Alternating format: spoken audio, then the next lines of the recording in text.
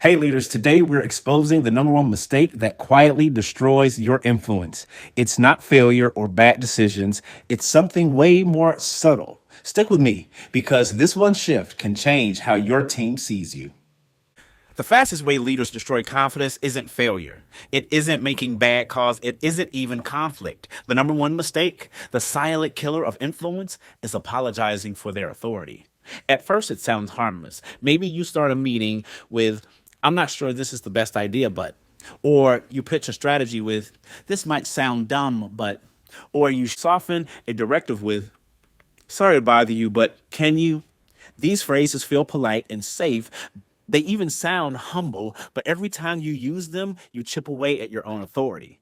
Why? Because leadership confidence is about perception. People don't just hear your words, they read the signals underneath. When your language broadcasts uncertainty, you teach your team to doubt you. I've coached leaders who couldn't understand why their ideas didn't land. Their strategies were solid, their data airtight, but their delivery was wrapped in self doubt. The team didn't reject the content, they rejected the frame. Picture this. You board a plane. The pilot's voice comes over the intercom. I'm not totally sure I can fly this route, but I'll give it my best shot.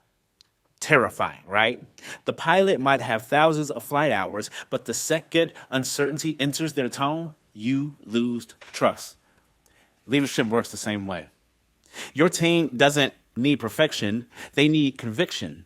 The roots of this might run deep. Many of us grew up equating humility to shrinking.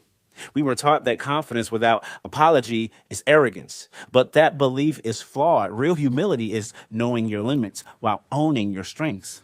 Here's what I know. Here's what I don't, and here's the direction we're going. Apology driven leadership isn't humility, it's weakness disguised as modesty, and it's costly. Every time you apologize for your authority, you create a vacuum of clarity. Vacuums get filled usually by the loudest voice, not the most competent. When you shrink, someone else steps forward, and often it's someone that's less thoughtful and less prepared than you. The fix starts with language. Small shifts have big impact. Replace I might be wrong with, here's the best path forward based on what we know. Replace sorry to bother you with, thank you for prioritizing this. Replace silence with clarity. Even if you lack the answers, state what you do know with conviction. One executive I coach, let's call him Daniel, he struggled with this. Brilliant strategist, but plagued with disclaimers. He'd begin presentations with, this might not be fully thought out, but his team tuned him out instantly. After coaching, he started opening with, here's the direction I recommend. Same ideas, same content, different frame. The shift was immediate. People leaned in. His boss stopped interrupting him. His team echoed his language. Another client constantly apologized in emails. Sorry for the delay. Sorry for the confusion. Sorry if I missed something. She thought she was being polite, but colleagues read it as insecurity. We reworked her wording. Thank you for being patient.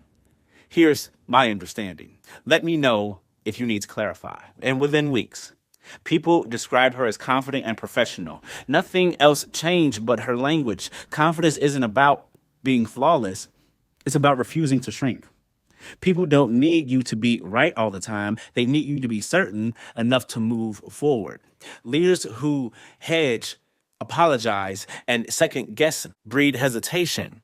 Leaders who project conviction create momentum. And here's the uncomfortable truth. Your team takes excuse from you. If you doubt yourself, they'll doubt too.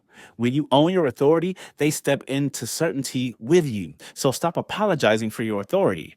Stop handing away your power with words to start owning your presence, your decisions, and your role. True leadership confidence isn't about perfection, it's about conviction.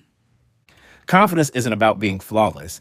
It's about refusing to shrink. If this hit home, drop your thoughts in the comments, hit subscribe, and check the links below for tools to help you lead with conviction starting today.